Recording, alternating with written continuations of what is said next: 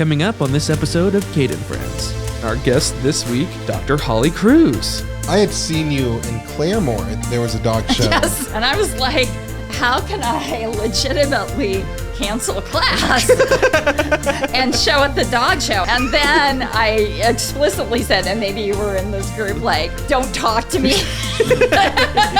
I had Jezebel up on the grooming table, and I saw a group of students walking toward me. I was like, no.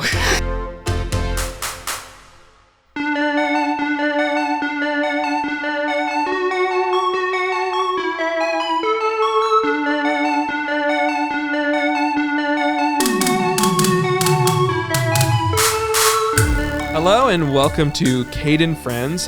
This episode, I'm joined with my co-host Alex and our guest this week, Dr. Holly Kruse, who I am told to now call Holly. Which might be one of the hardest things we've ever been asked to do. Yeah. No.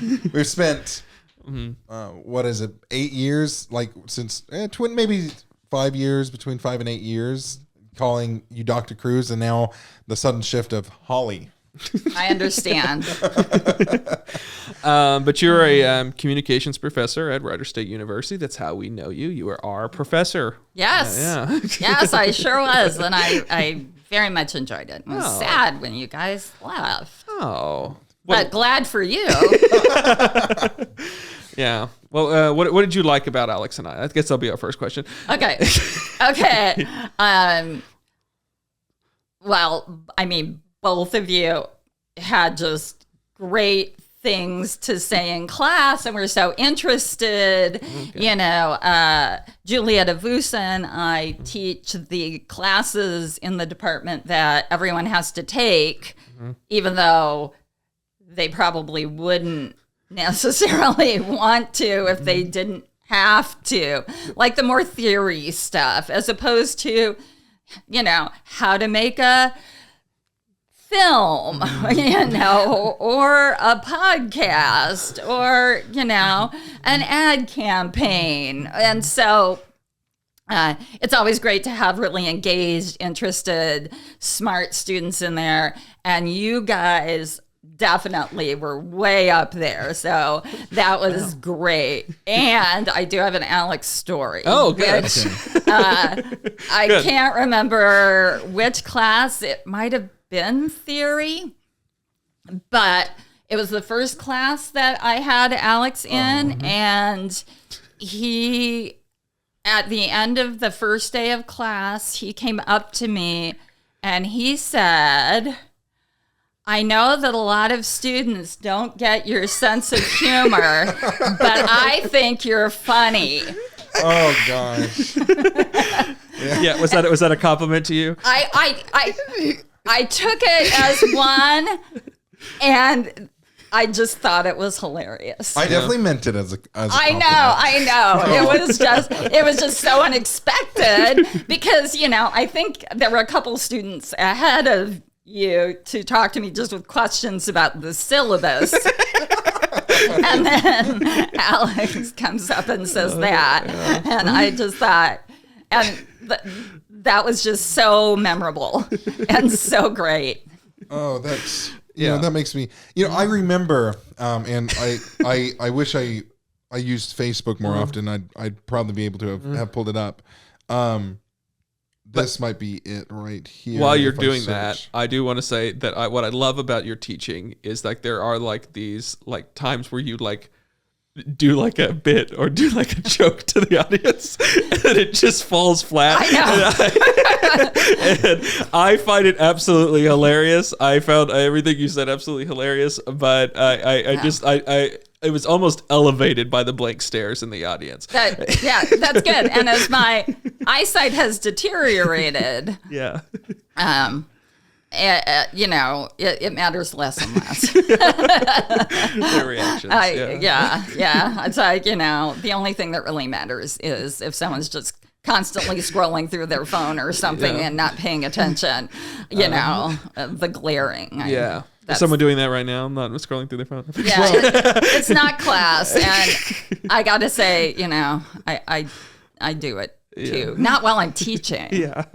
Oh man, that would be wrong. So I remember after, I think this was after we had left your class, and we were at the point where we were able to friend you on Facebook, and that's a big step that you do, right? That is true, but that's for like a serious reason. I'll just add here, I will never send. I mean, I'm not on Facebook a whole lot, but it's definitely the platform where people from all aspects of my life, and I've gotten pretty old now, and moved around a lot and have a lot of interests. It's the one place where I can stay connected to a lot of those people in just kind of an ambient, I know they're out there way.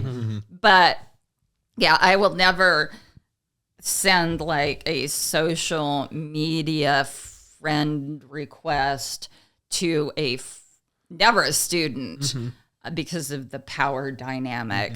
And even a former student, I don't want them to think, it's Dr. Kruse. I have to accept this. I will accept them from former students. Yeah. And so, and I think, I know a lot of teachers who do that. And I think that's a very in high school, I had a lot of teachers who were like, okay, you're graduating. If you want to add me on Facebook, you are allowed to. They would make it clear, I'm not going to accept your friend request until you graduate. Right. And then, some of them would remind like, okay, I know some of you sent friend requests. If you want to send them, I'll accept them. And so it was after we had become your friend, and I think it was Cade who had found an old Facebook post of yours where you were talking about a student in class saying something. It was probably you. And it was me. Like, I read it and I was like, oh my God, that was me. And I wish I could find it, but I'm sure that would have been ages ago. I think, it was probably like 2018 or something. But it was anonymized, right? Yes. The only reason I knew it was me, because I could remember like, oh, that was definitely, something I said. And so I found that humorous, because I loved your humor. You have a very particular humor, and you would say something and I would always laugh. I do miss those. And then there was a point where it was myself, Cade, and Ariel were in the back row. Oh yeah. And we were always the ones laughing, and everyone else is just just trying to learn. I was there for a good time. That's right. That's I gotta be me. I guess I loved it. It was great. And for our audio listeners, Holly is wearing sunglasses indoors. For anyone who doesn't know, it's a choice.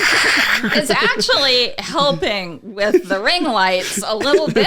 Yeah, it is, and it's because number one, I couldn't find my regular glasses.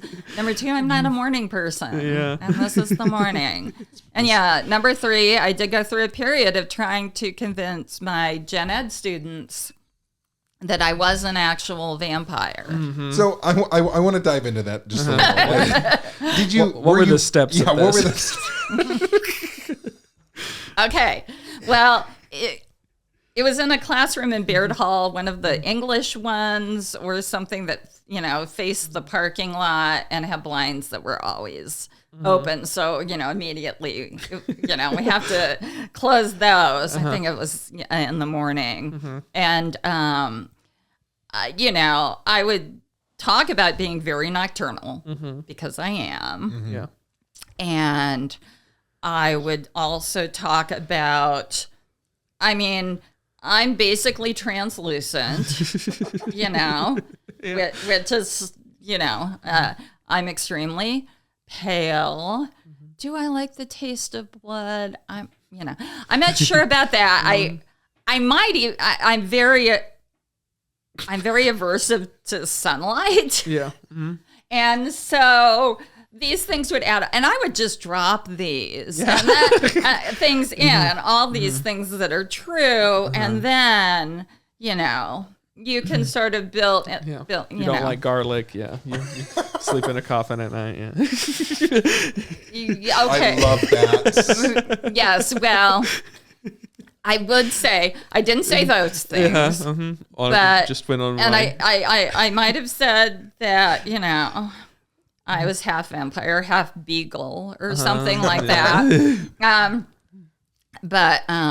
Yes, in fact, speaking of movies, and you can promote your other podcast here. There's a movie that, really speaks to me and my life, and that is What We Do in the Shadows. Oh, good. Yeah. I thought it was going to be Twilight. No, that's no.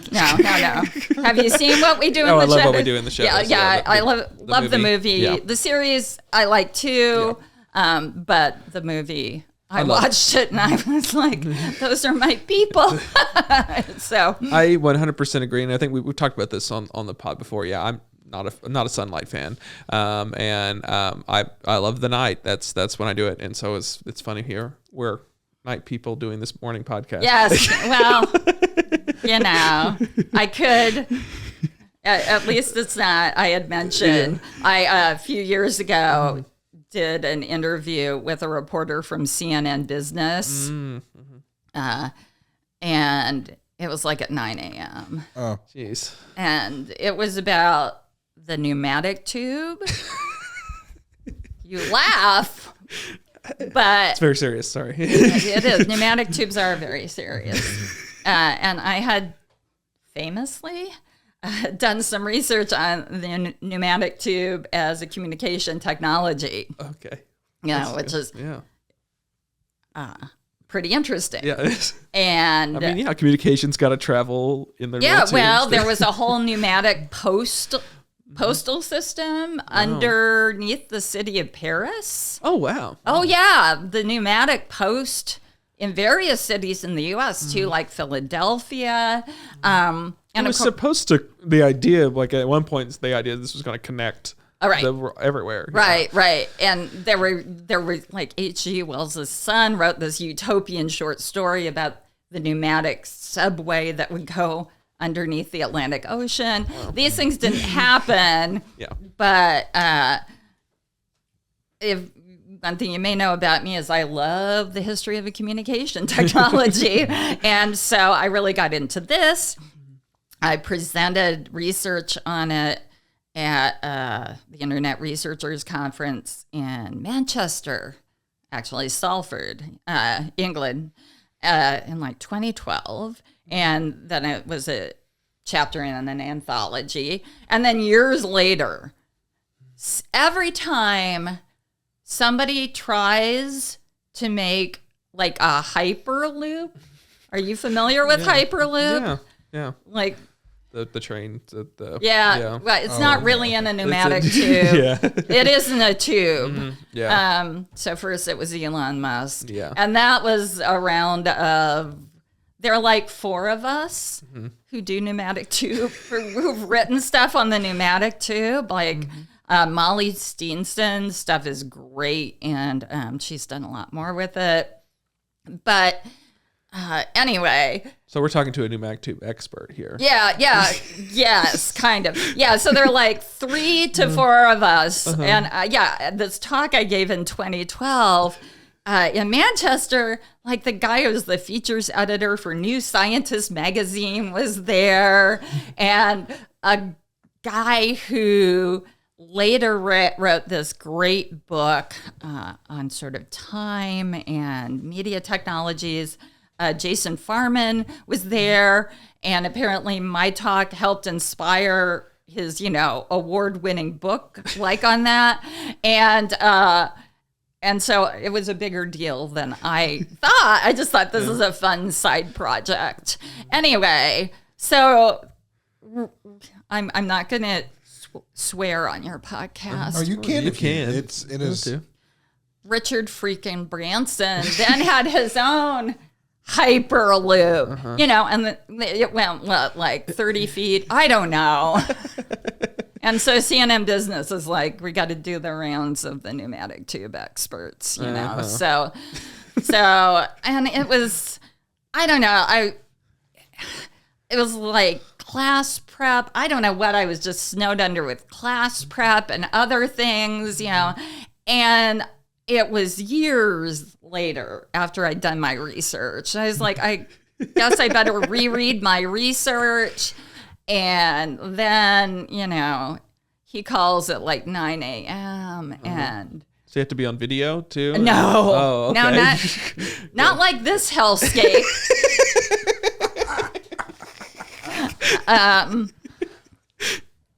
And so, yeah, I wasn't really that articulate. So when was this? Oh, the CNN business thing, maybe 2019. Oh, okay. I don't know. Do you think you've been blacklisted, like from CNN, maybe? Like From CNN Business, the web page. Yeah. There's like they use like half a sentence for me or something, which, just to justify all the buildup. Yeah. I had been. Well, maybe that's the thing that held it all together. It sure wasn't. The New Scientist feature that they did years before with the Elon Musk sigh. he's real big right now. Yeah. He's Is he? I hadn't noticed. Like his Hyperloop deal. That was a longer, more substantive interview that used a lot more of what I said. And that writer, and I don't remember his name, and I guess he had to ask questions like, do you think that someday maybe we'll all be connected, our homes to pneumatic tubes? And I was like, no. I was thinking back on, say, the great ice storm of 2007. And like, we can't even bury our, electrical lines. Like, why this whole, like, we're going to have pneumatic tube shooting, physical mail or whatever. Yeah. I guess now, I think Amazon packages. I think I literally just saw like an article pop up on my phone because I get like several news. Right. And one of them was like, why doesn't Oklahoma bury their power lines? Yeah. And I didn't read it because I was like, well, that's not going to be useful, but Right. I guess I should have. I understand in some like new neighborhoods, new construction, they're doing it. Yeah. But where you live, where I live, Yeah. where I live. Very famously was a problem. Yes, recently. yes. I was out of state. I was back in my hometown when the big storm happened. So you played the governor card, right? Be out of. Yeah. No, sadly, I came back. Yes, I came back. I played neither the governor nor the lieutenant governor card, and I was actually the way I learned about the big June storm was I was in Iowa City, Iowa. The best place to grow up in the world. No, I don't know. Yeah. Your mileage may vary.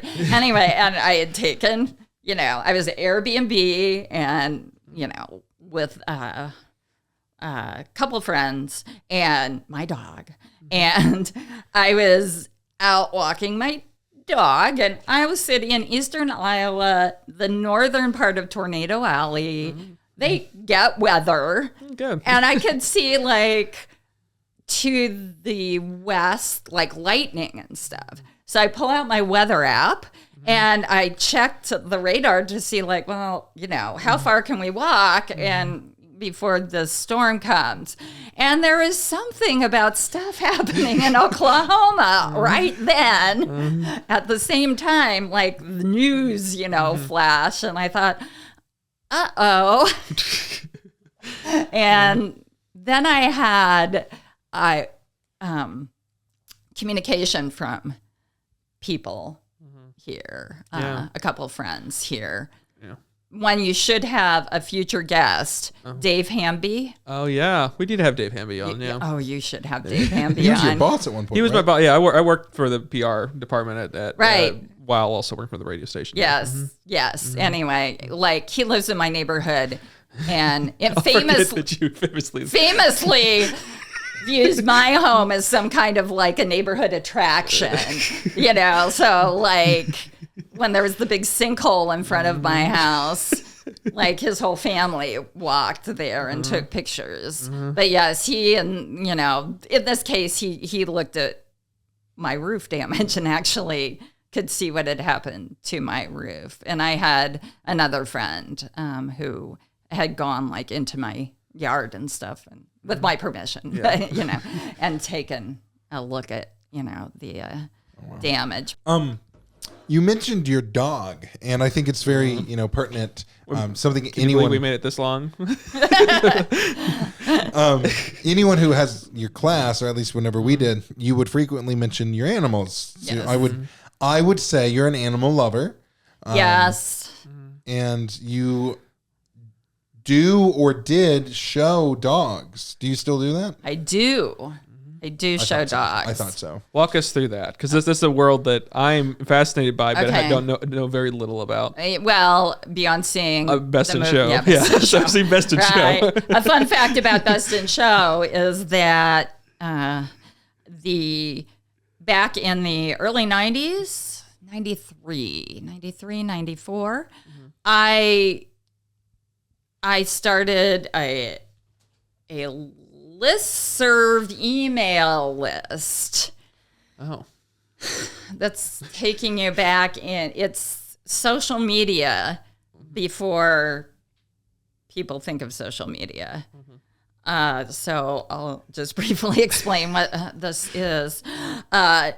It is, I mean, you may be on email these now and Yeah. you're just not even aware that that's what they are. But it's a discussion list that operates through your email, right? So I started this email list, Setters L, for fanciers, fans of, whatever. The 4 setter breeds: English, Gordon, Irish, and Irish Red and White. And so there's a server, and ours was actually Lsoft, which this is the kind of tech talk you were hoping for. That was like created the listserv software. Listserv kind of became a thing like Kleenex or Xerox, or, you know, a generic, a brand name becomes a generic term.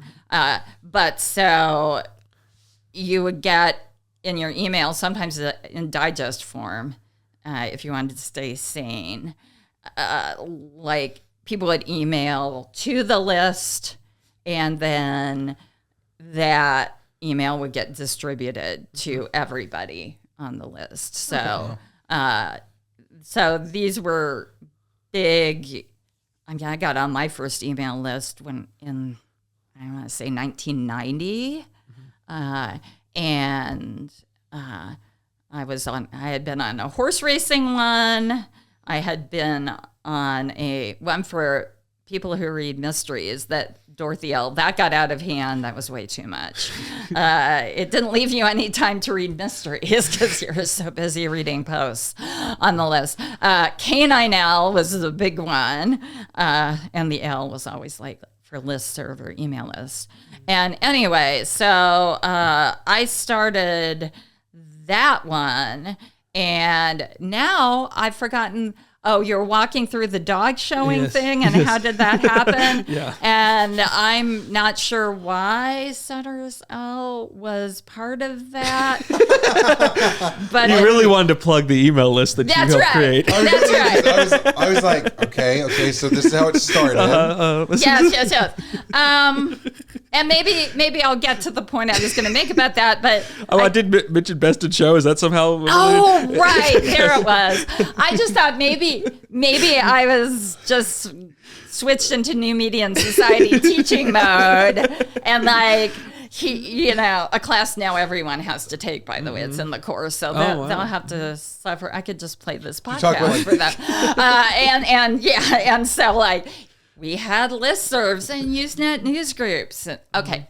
So a Gordon Sutter woman in Vancouver, somewhere in British Columbia, was a consultant on Best in Show. Oh. So The Best in that Show is a Christopher Guest mockumentary about dog showing. okay, Yeah. okay. And I like to say, and you've seen it? I've not. Oh, man. It's great. I love Christopher Guest in general. Yeah, I've seen all, yeah. almost, I didn't see the mascot one. I watched that one. Is it? It has moments. No. That was the one that I saw got Yeah. mixed reviews. Fred Willard in it is excellent. He's always Yeah. good. Yeah. Yeah, the only inaccurate thing, in the least way, about So 2 left feet. no, that's completely accurate. Sleeping in a closet, like, because you don't have a hotel room, totally, is that everybody in that movie just has one dog. Which is weird. I mean, I now just have one dog. But even when I had 3, I was still like not very many dogs. Interesting. So what's the average, you would say? What's the average number of dogs Yeah. that people who show dogs have? Yeah. I can't tell you. I mean, because You can't tell me? I can't tell you because, they're the dogs. Which it is. They're the dogs that are being actively shown. They're the retirees. They're the maybe dogs that just, they didn't show or don't show, like, and are hanging around. So, I mean, I would say, like, if you get to 4 or more. But, I mean, if the characters in that movie had like, at least 3, then Yeah. it would be more realistic. So, what got you into dog showing? Like, how long have you been doing that? I started when I was 12, Oh, wow. and so most people now don't know what an Irish setter is. So It's a dog. it is a breed of dog, and whenever I use it as an example in class, like I made a sample PowerPoint for the speech classes to show them like best practices for a PowerPoint. And so, I would say if I was giving an informative speech on Irish setters, So you went ahead and made one. I made one because it was a lot easier than because I just I have the images right here and I can show how, anyway. So, and it's a revelation to them, except for like non-traditional students who are middle-aged. They know what Irish setters are. So, yes, but an Irish setter is a large sporting breed that is the tallest dog in the sporting group. So it's a little taller than retrievers, pointers, and a little more streamlined than retrievers. And they have a dark red coat. You've seen mine on social media for sure. And sort of long floppy ears and feathering and most recently, if you check my Facebook, my current one and only, Jezebel, took her lovely coat and feathering and apparently at the horse barn rolled in mud that was mostly cow manure and coated herself with it. And that's an Irish setter for you. Yeah. So, So do you train the things, or do you have a trainer? Oh, I do it all myself. Well, I mean, the way that I compete, dead air. I compete. It's complicated. I compete in. I've trained them.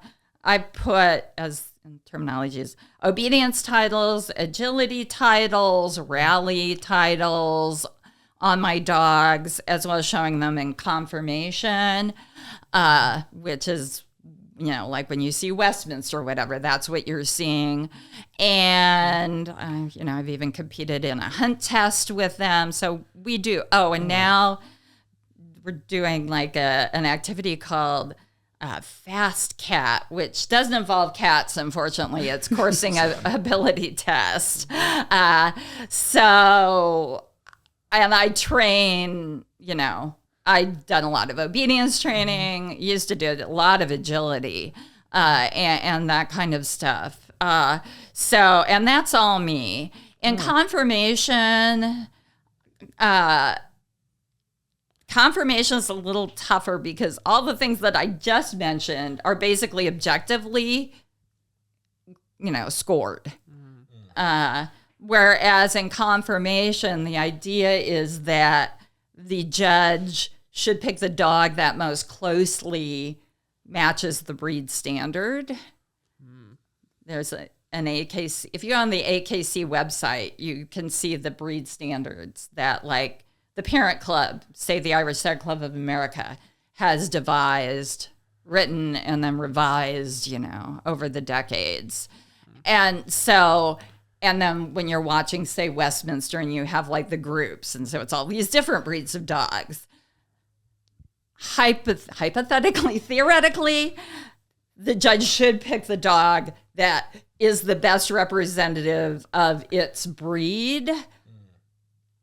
But, there's so much else going on, like the showiness of the dog, like the personality, the charisma. I mean, how well the dog is presented, how well it's groomed.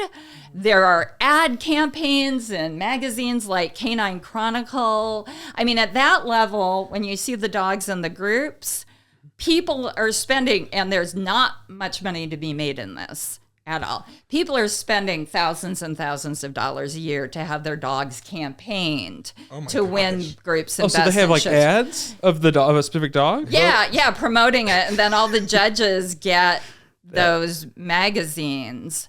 So they have like a photo shoot with their dog. And or is it like Vote Jezebel 2020? No, yeah.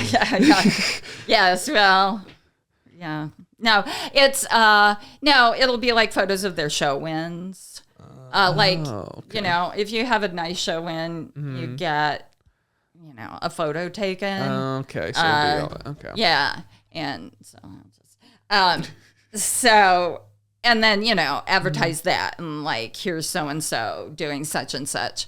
And you have professional handlers at that point who are just 100% of their job is doing that. And then they're owner handlers. And so this is a roundabout way of saying that I mostly show my own dogs, but there comes a point where we're just not, we can't get over the hurdle to get like that, say, final win to earn the championship, confirmation championship.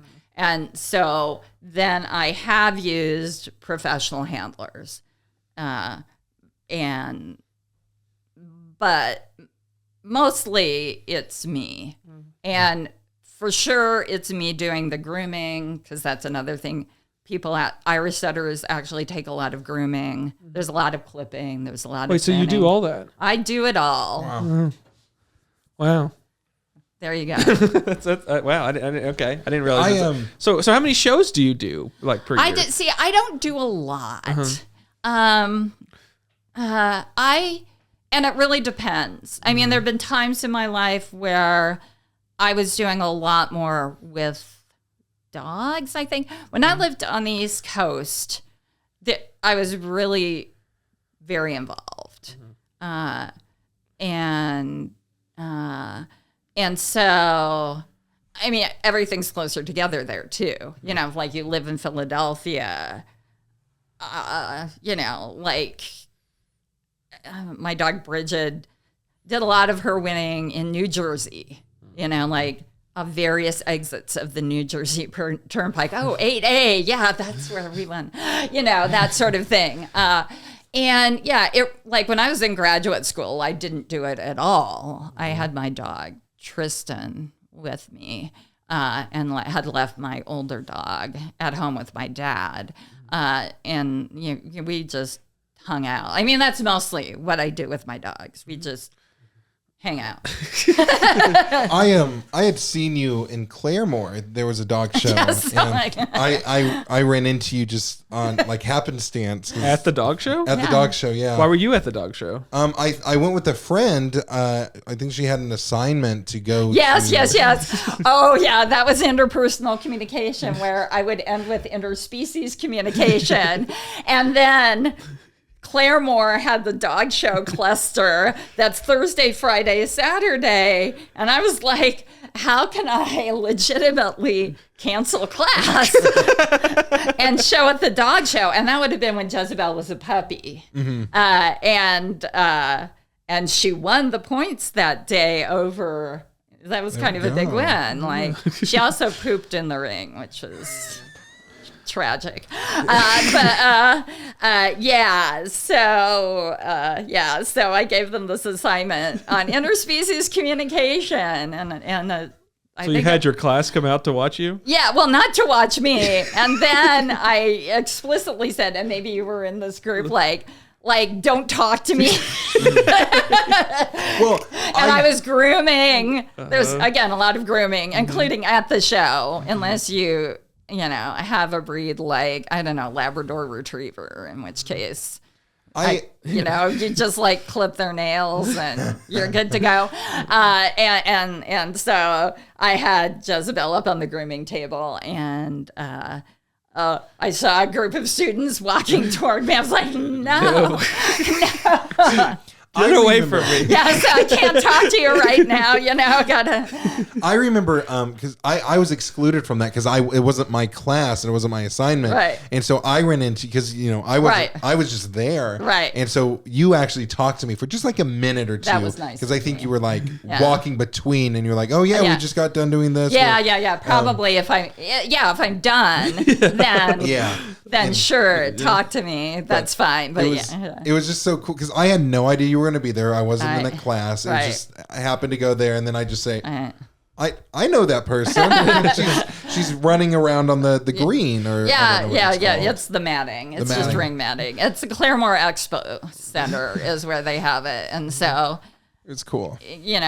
After I moved to Tulsa and spent like 9 years, or I think at TU, before I ever started at RSU, I was so familiar with the Claremore Expo Center. And then when I started going to graduations there, I was like, this place, I have really had enough of it. But that's so cool. And That is cool. I mean, I have to ask, because like, what's something that people just outside of like, us with like, don't know anything about dog shows, what's something that would surprise us, or what's a controversy that's happened in the dog show world? And I want it explained to me. Yeah. Well, a controversy. Okay. I have one from Setter's-L. That setup's paying off now. it really is. Because I am a person who I really don't want to know about like people's nastiness behind the scenes. Yes. But so when I ran Setter's-L, I learned a lot about circa 1990s internet law, which is very nascent. But I learned about copyright. I learned a lot about libel law. And, I had people telling me it wasn't just for dog show people, but it was a lot of dog show people. And I, got a phone call once from one person on the list who said she had gotten a cease and desist order against this other person on the list. I was like, okay, thanks for telling me. But I remember there was I'll try to anonymize this, not that this person would know about me talking on the podcast or even remember who I am.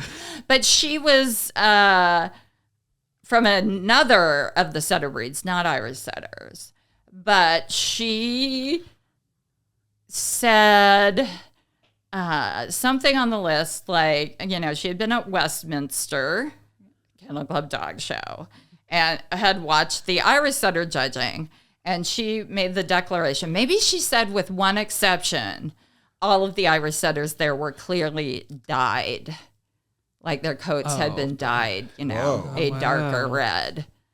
Well, that's controversial. That is controversial. Number one, it's illegal to do that. AKC rules.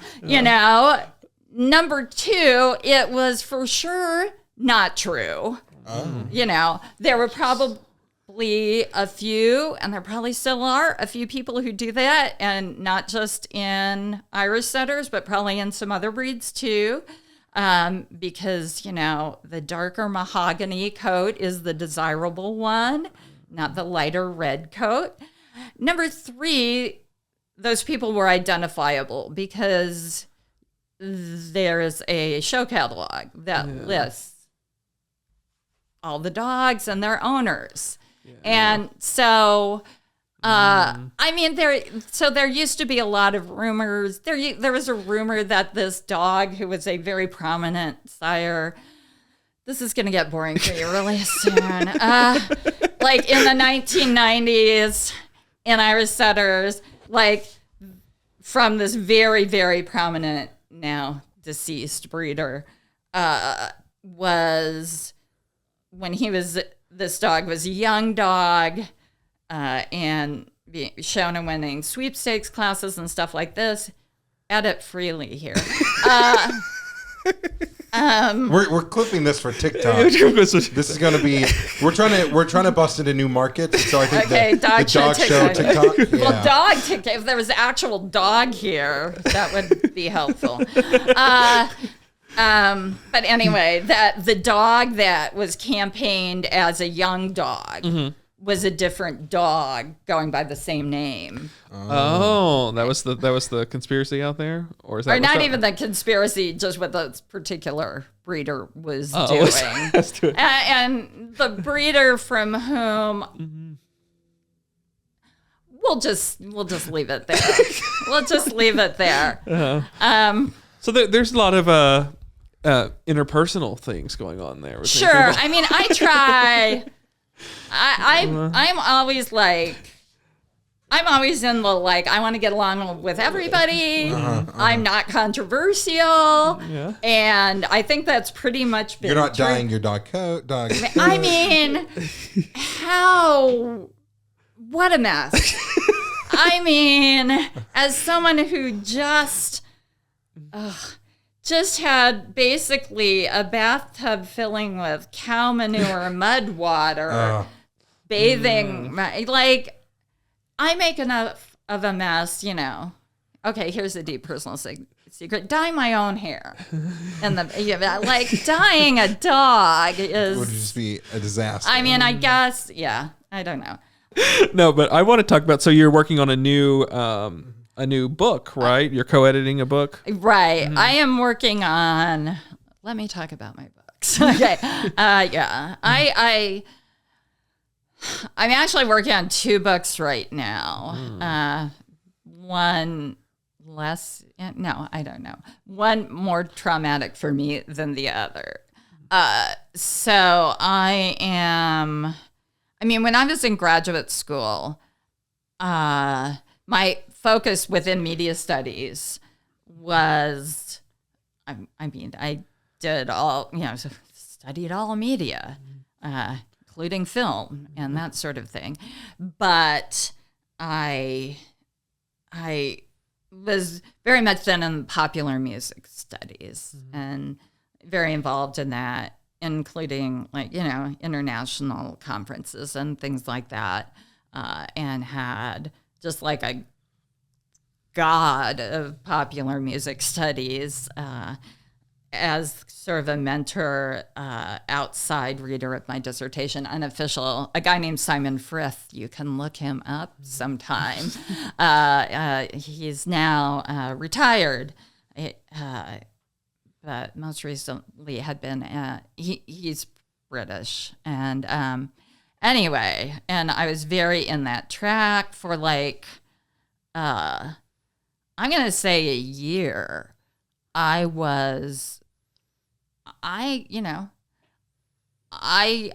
think I can safely say, and I don't brag a lot about me, I was probably, when I was in my early 20s, maybe the foremost academic expert on Kate Bush. I know. Wow. Yeah, for like a year. I had like... You're running up that hill, right? I was, yes, and so much more.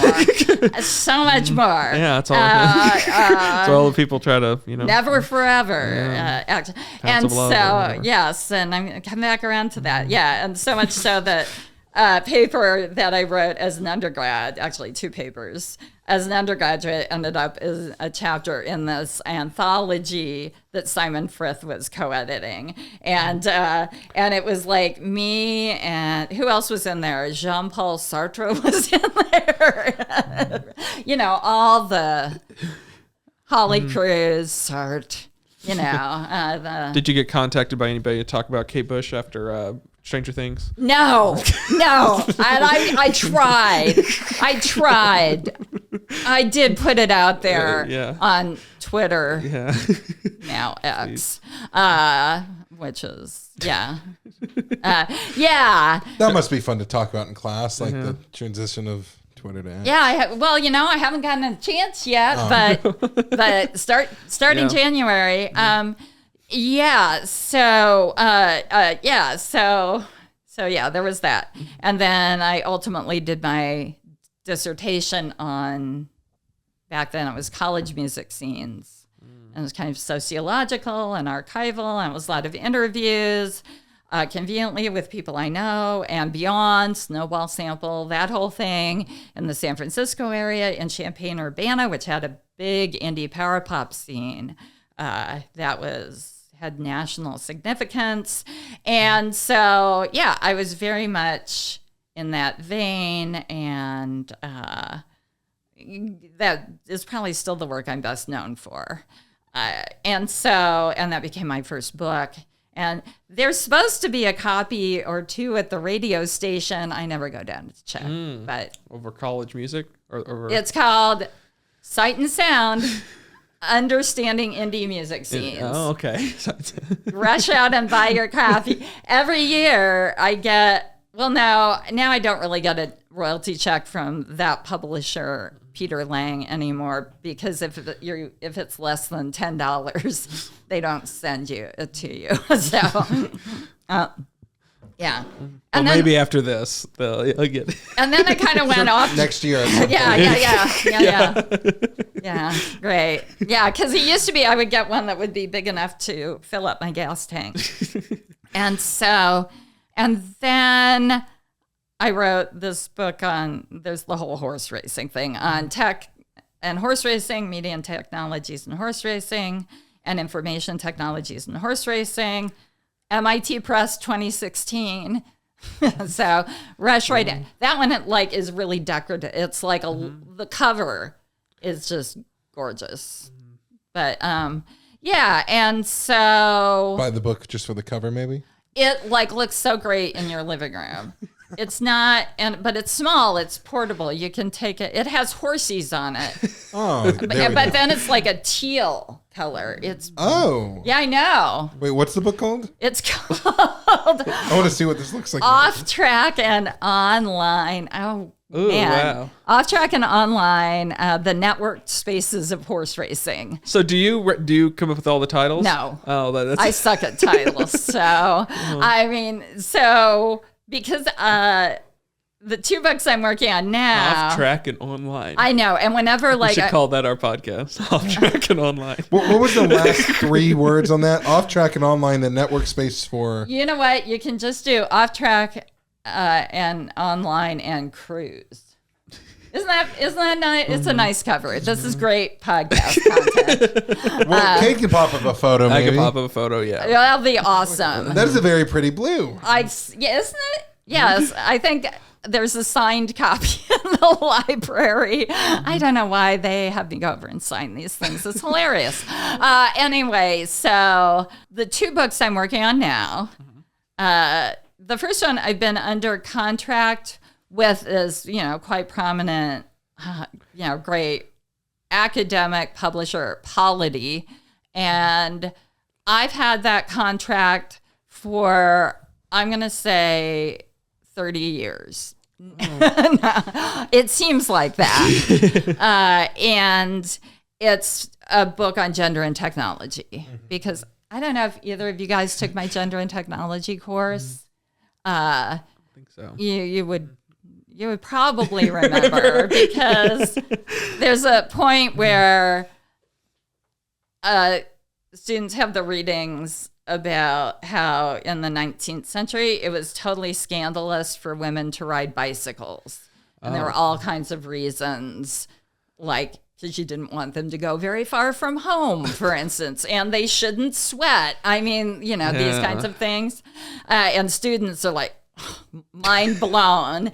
And that class, the readings are just, it's like a lot of PDFs and web links. There's no textbook, which I'm not a super big fan of textbooks. RSU likes you to have textbooks. It is a pain to put together PDFs. There's no good textbook. There are a lot of things that are very theory focused and are anthologies, and those aren't really what I'm looking for. So you decided to make your own. Well, under the urging of my best friend from grad school, who is quite a prominent figure in the field of internet studies, she's like, well, just write up your class as a book. That's what I did with, she wrote a book for Polity that is, one of their big sellers is like personal relationships in the internet age, I want to say. Anyway, she's like, I just wrote up my Shout out to Nancy Bame. She's awesome. And so I was like, yeah, I have my lecture notes. And then I just wasn't having time. And then I decided with that class, when we, with the pandemic, went totally online, and I didn't do Zoom classes because I wanted my classes to be as low tech as possible for students who may not have access to a good broadband connection or something like that. So I'm just going to write these blogs. So at the end, I was like, I've written like 100 pages of blogs. So now I can just turn this into a book, which doesn't work that well, at least not for an academic book. I mean, it's great. It gave me something to work with. But, I was just like typing these in the middle of the night when I'm most productive, 2 a.m. And like, when I wanted to do the part where, in the early 20th century, our ancestors had irons that were like propane fueled and would explode, but may not have been as dangerous as electrical irons at that time because no one was really regulating the current. So, anyway, so I just find, oh, look, here's a great ad for a, propane fueled iron, like hyperlink.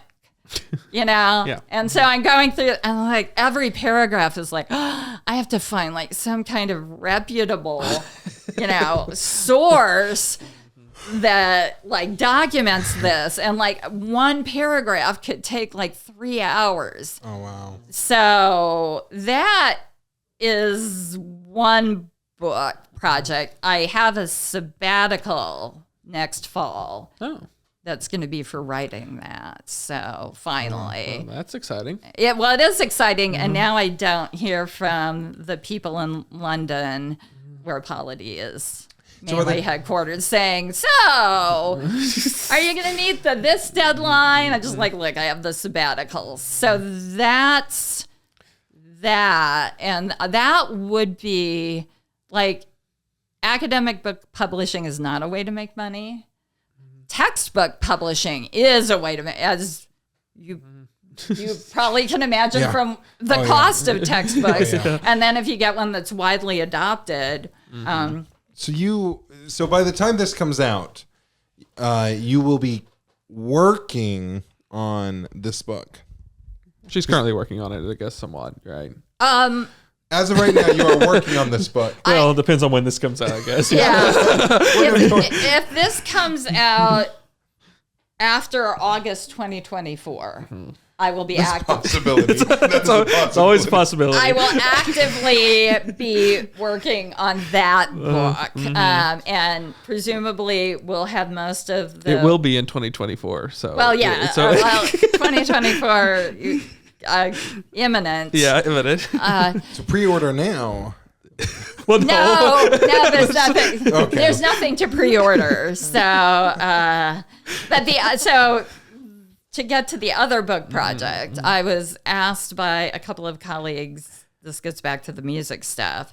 If I wanted to co-edit a book on early synth pop, like 1979-ish to 1983-ish. And I said, sure. So that is more the book project that I'm working on now. Which I think the audience might know. Cade is a big fan of this type of music. Yes. In college at RSU Radio, Yes. I hosted a Planet Nouveau, which was a 80s new wave synth pop Right. show. Yeah. Right. But we of course did go into 1979, it was Right. yeah. Right. 78, 79. Yeah. Yeah. So, so my two colleagues, Jeff and Nabil, Jeff is Canadian, but his position is at a university in New Zealand. And Nabil is British, but got his doctorate at UT Austin and is also now at a university in New Zealand. I'm not in New Zealand. So, Is that the plan now to just? yeah. Well, I think at some point someone should get a grant to. Yeah. I get to go to New Zealand, so we. So you can fulfill your What We Do in the Shadows. Or Wellington Paranormal. Normal, yes. Love that so much. And yes.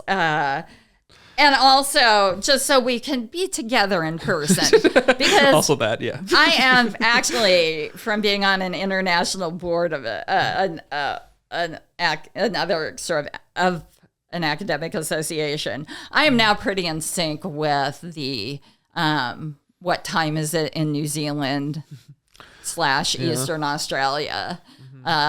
But, it's better. Yesterday, right? No, it's tomorrow. Oh, it's tomorrow. It's tomorrow. That's right. It's tomorrow. They have a great Taskmaster. The show Taskmaster. They have a great version of it over there. Something that I wanted to bring out is just because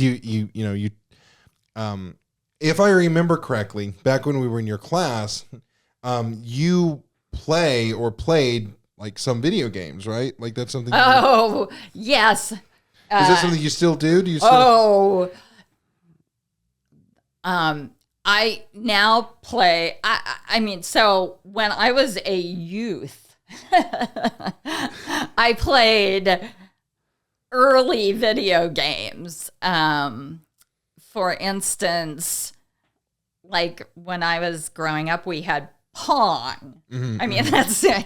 That's going back quite a ways. And then after that, the Atari console with Pac-Man and Space Invaders. And then in college, I was really big on Centipede.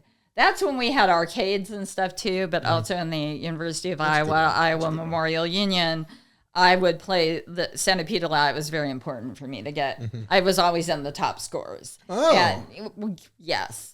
Centipede turned out, this is why the Gender and Tech book needs to be written, a woman designed Centipede. Oh, really? Oh, wow. And it was a video game that, it was notorious, but it was known for being like one that was really popular with girls and women. Oh, wow. So I don't know what it is about shooting at that centipede and all the parts. And then like first generation Tetris. I did that. That was, and back black and white, 2-dimensional on your Mac SE screen. And I did have the condition where I would close my eyes to go to sleep at night and I would see falling bricks, which was a real thing. I heard an NPR story about it at one point. And I was like, oh, I have a real malady here. That's a problem. But then after that, just casual games as they get called. I do like Wordle every day. Mm-hmm. Mm-hmm. I do the New York Times spelling bee every day. Mm-hmm. You don't skip. You do it every day. I'm a little obsessive. Mm-hmm. I used to especially because the spelling bee and then connections. Connections is great. And and Wordle midnight. Uh-huh. Mm-hmm. Spelling bee comes out and connections at 2 a.m. My girlfriend. So you do that at 2 a.m. You know exactly when it comes out. Yeah. And the goal is to get those two done by 2:30. And then I can go to sleep. My girlfriend and I, for a time, we would always, like, every day, we would do, like, right before bed, we would play the Wordle, then we would do the crossword mini. Oh, yeah. Because it's free. Yeah, that's so easy, though. It is. There's almost no point. I mean, it sounds like if you're doing it with someone else, it's just like a fun thing. I mean, for me, it's just like there's no challenge. And that's why I like it, because there's not a lot of a challenge. Right. But there's always because it makes me feel smart, because I'm like, oh, I know these. And then there's always a row that I'm like, oh God, I don't know. And so, my girlfriend and I were very, I'd say we're very average intelligence. So stop it. We can get we can get it pretty well. Yeah. But I didn't know. I couldn't remember if you had played games on like an Xbox or a PlayStation. No, or something. I know the Atari, whatever it was as far as gaming consoles went for me. I mean, I played like on other people's consoles, like Super Mario Brothers, and that was pretty much the extent of it. I leave it to other people to like fight off the zombie invasion in Call of Duty, whichever. I mean, this is something we actually talk about in new media, though, because, and the whole issue of Gamergate. I don't know if you guys remember Gamergate. Ready to get wade into Gamergate? Well, Gamergate, I mean, Gamergate was a pretty important moment, it turns out, for a lot of things that are beyond the purview of this lighthearted podcast. Yeah. I know a couple people, I have a couple friends who are targets of Gamergate. Jeez. I mean, there's a lot of toxicity even still to this day. And there's a few female gamers that I follow, and like this one, I don't remember her name, but like I watch her on TikTok, and she makes a lot of content about being like, she'll just pop in and say, hey, everyone, how's everyone doing? And then people just start like saying awful things at her. And it's just like, and just because she's a woman. And it's like, I'm like, it's so gross that it's 2024 and it's still happening. And so, I mean, I think that's a prediction. I guess we don't know if it's still happening in 2024. I do think it's important to talk about, because I think, a lot of people want to, they want to just pretend the problem doesn't exist, but it very much does. Yeah, it very much does. And it's, I mean, there were, various extensions. I mean, the thing not to talk about, but just to note, is that a lot of extremism, like right-wing extremism, grew out of those same conversations and the spaces that were created, like 8chan and however many other chans were up to. Yeah, they keep doubling. And so there's that, but there's also then the big dispute with, okay, who's a real gamer? Like, you know, by the definitions of the Gamergaters and even people who didn't participate in that, but, you know, what's a true gamer? Like, you have to be playing, you know, a massively multiplayer online role-playing game, an immersive game, and it can't be like, I mean, I think this really started, the distinction in a way started with Farmville. Mm-hmm. Those were the good days. Those were the good days on Facebook where you were looking for, wait, is there going to be a function where I can not see this person who wants 5 hay bales? I don't know what happens in farm. But everyone would send you something. I mean, right. No, it'd just be like you'd be notified when somebody did something in Farmville. I'm like, no. And so,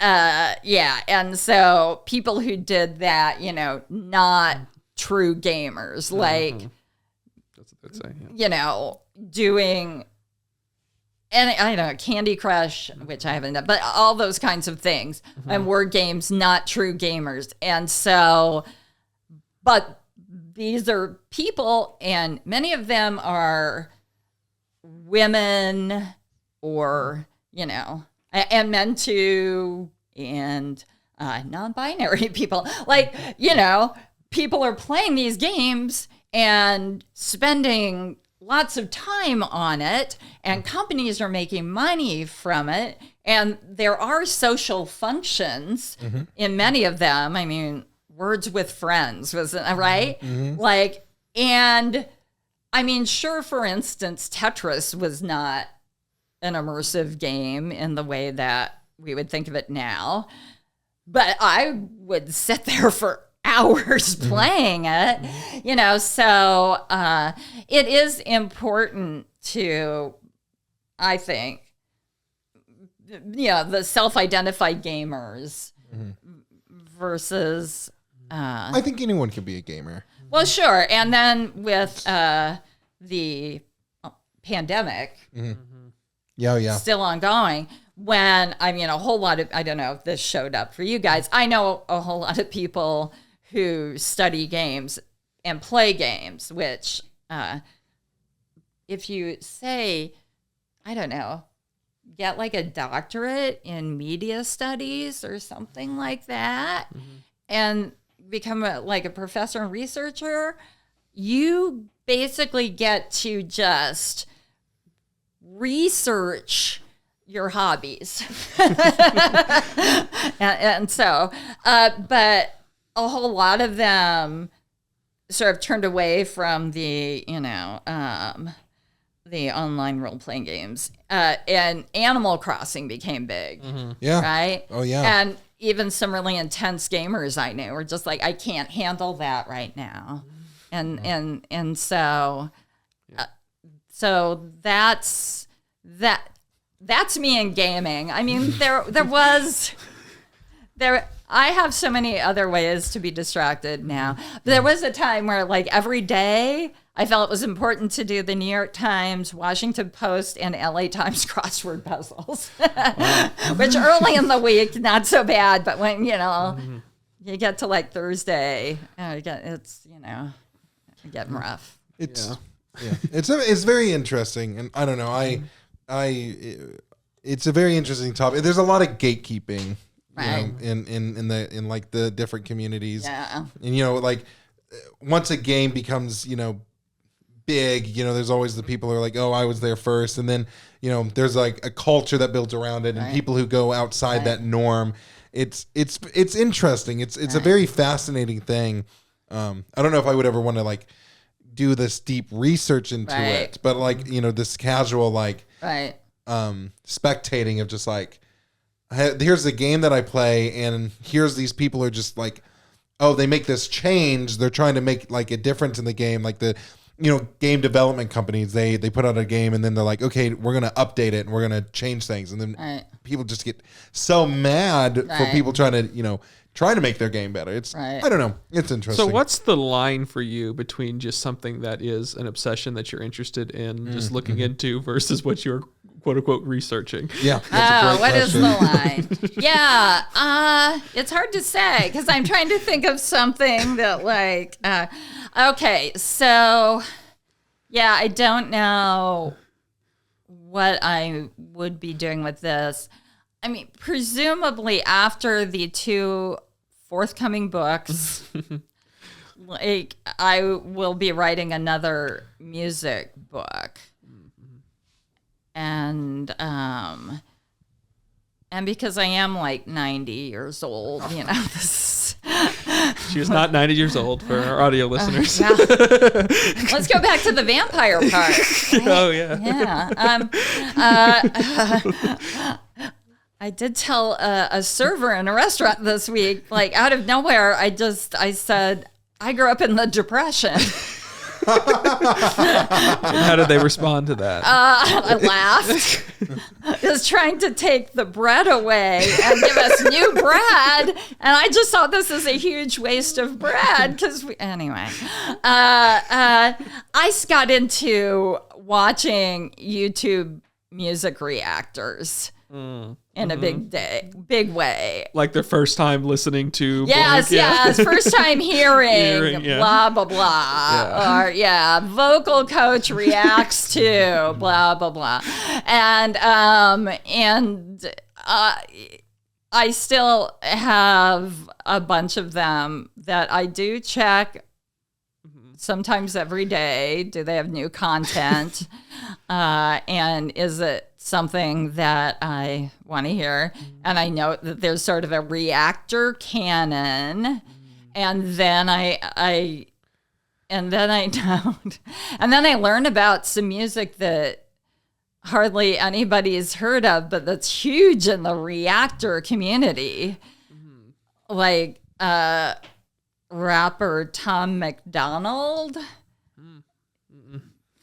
You're lucky. Yeah, and I actually did talk about it at a roundtable at the most recent Internet Researchers Conference in October. I did. So I don't know how much farther I will pursue it. I have PowerPoint slides, but that was just about an artist who became big in the community of reactors that I kept seeing reactions to, and I decided I'll better watch one. So why do you think that is? It's just that they're within their own ecosystem and they're like seeing other people react to it? I think that's a big part of it. I think too, this artist who I will give a shout out to, his name is Ren, R-E-N, Gill, and he's got a big major story behind him, so I won't go into that. But his video that went viral, it was called Hi Ren, and it's like this. It's more of a performance piece, and we can watch it after the podcast if you have time. I showed snippets of it during this presentation. And so, I mean, he's Welsh, but and then lives in Bristol, Brighton, but has been in Canada getting treatment for autoimmune issues and other things for the past year. And so, and that, I don't know if that's what got me watching a lot of reactors, but you know, this song and video go through a lot of changes, and you don't know what to expect, what's coming up next. And so, so that might have been a big part of it. And yeah, so that might have been how I got into it. The funny thing was Ren's second album. I mean, he's an independent artist. He he uses social media incredibly well. And that was the start of getting the fan base. So, and really communicates with his fans. And so I saw these reactions, and then his album came out recently, and there was a big push to get it completely unrealistically, it seemed, to be the number one album, like the week it debuted, the week it was released, to be the number one album on the UK album charts. Okay. And I mean, everybody who is, whether it's, Taylor Swift or whoever else, like, these were people at the top of the UK albums chart. The same week that he released a new album, Rick Astley released his new album. And I started to get Google alerts about Ren. And they were in a battle. Again, this is like the fandom that Ren had created. He was in a battle with Rick Astley to be number one album that week. And, he was behind, of course. But in the last minute, he pulled ahead. And so. Shout out to Ren, number one on the UK. Yeah. And then, in this phenomenon, because of the nature of how the charts are calculated, like number one week, and then Drops off, when this viral stuff. I mean, the same thing happened with Anthony Oliver. Oliver Anthony. Wow. Okay, so I'm deep. I'm saying is I'm deep into this world.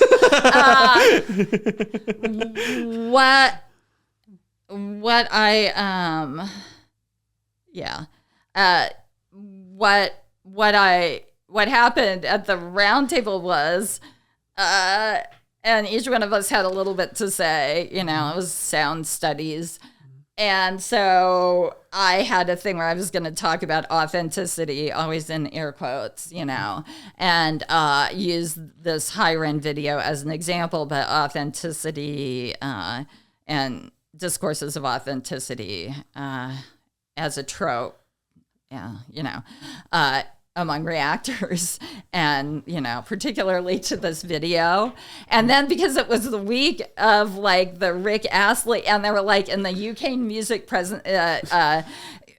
there were just all these headlines about Ren and Rick Astley. So basically I ended up giving a talk about Rick Astley. No, not really. But like then all the questions afterwards that were directed at me were about Rick Astley.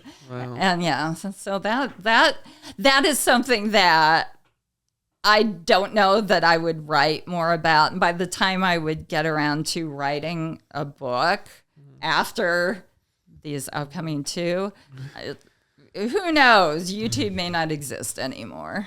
Yeah. Well, as one of our wrap-up question, we always ask for advice for people. So I guess, I don't know, what type of advice would you like from Dr. Kruse? Well, I think there's, I think that there's always... Or Holly. Whichever one. Gosh, sorry.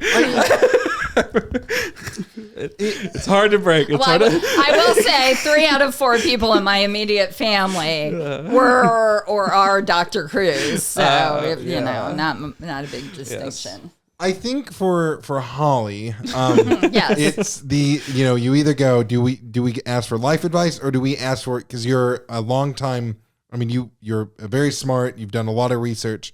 So either life advice or education advice, or research advice, maybe. Yeah. You take your pick, whichever one you. Okay, I'm not sure what you mean by research advice. That's a good point. Yeah. Would you have any advice for people who looking to go into academia? Okay. Oh, Yes, that absolutely. Don't do it. That is my clip. no. This is kind of a downer thing. I can't remember. Maybe I was multitasking when I was listening to Lee. So, but yeah, I will say, in terms of academia. So yes, my mother had a doctorate in rhetoric and public address. My sister has a doctorate in philosophy.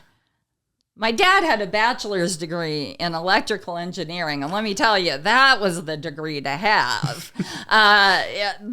So yeah, I've been steeped in this culture for a long time, the culture of academia.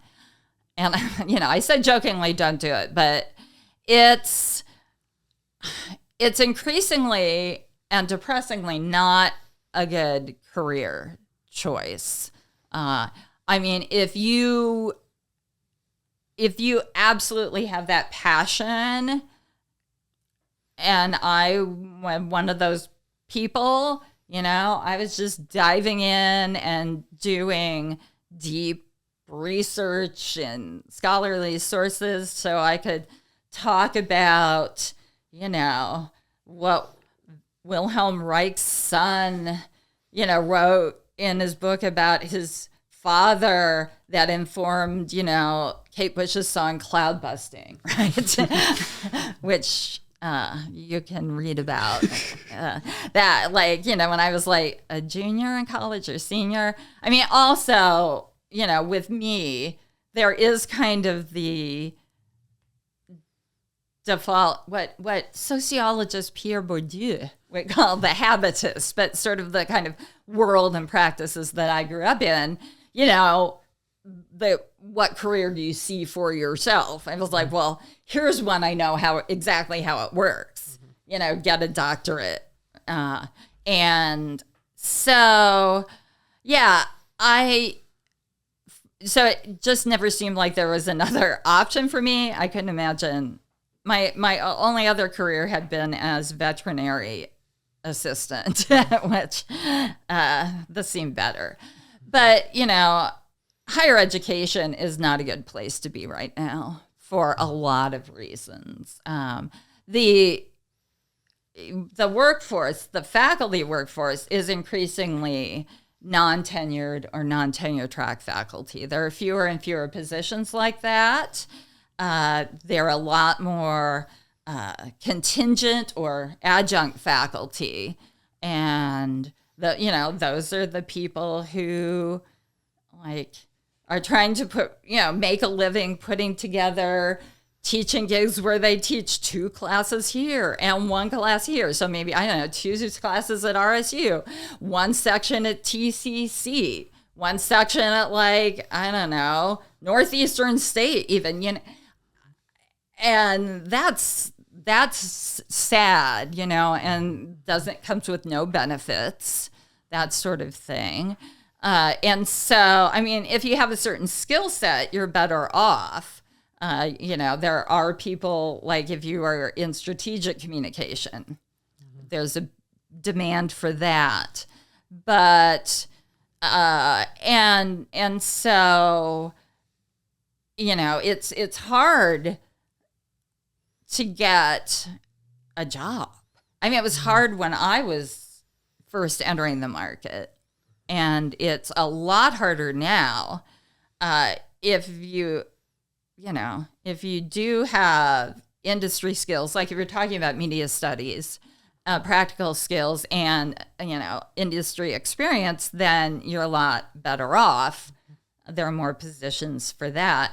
And then, as you may be aware, various states there's decreased funding for higher education. If you look at the state contribution to RSU's budget over, the past 10 years, it's like this declining bar chart that's, very depressing. And then states, Oklahoma is one of them, but the most notable one you would read about and say, Inside Higher Ed, or the Chronicle of Higher Education is Florida, where the governor and legislature are really going after places like the University of Florida. And Which we don't know when this is going to be released, so he may be president by now. DeSantis. I doubt so that January 2025 inauguration, okay. But I can, do a little updated content for you. I'm willing to make a solid bet that he will not be the president. Wow. Yes, well, it's hard to say, isn't it? I mean, I hate to Can you bring it brighten it up a little bit? Yeah, I was going to say in Oklahoma, but so across a number of states, there's also this no more funding for diversity, equality, and inclusion initiatives. And Oklahoma is one of those states. So every state school will have to stop spending any money on diversity, equality, and inclusion programs. And so, yeah. I mean, I don't get political on my social media at all, except for higher education and education in general. And so it's, it's a target in a lot of states, not in others.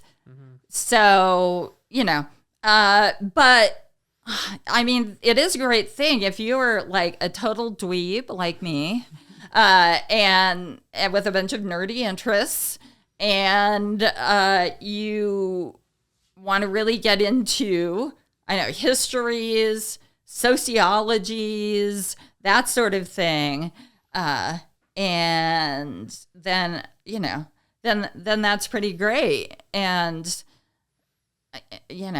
I think it would be nice to imagine a world where that is more possible again.